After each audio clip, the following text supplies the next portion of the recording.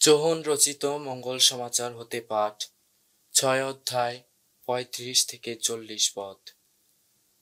কাফারনাম নগরের সমাজগৃহে যিশু একদিন ইহুদিদের বললেন, আমি সেই জীবন রুটি, যে আমার কাছে আসে সে কখনো ক্ষুধার্ত হবে না।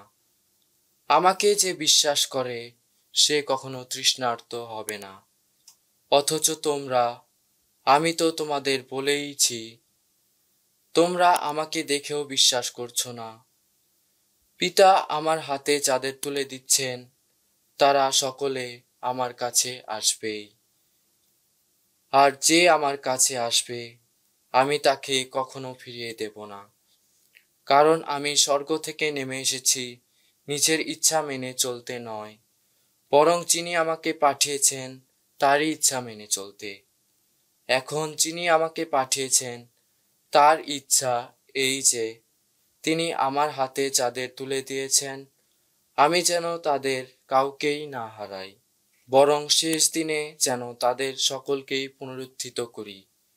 হ্যাঁ, আমার পিতার ইচ্ছা এই হলো যে তার পুত্রের দিকে যারা তাকায় ও তার প্রতি বিশ্বাসী হয়ে ওঠে তারা সবাই যেন শাশ্বত জীবন পায়।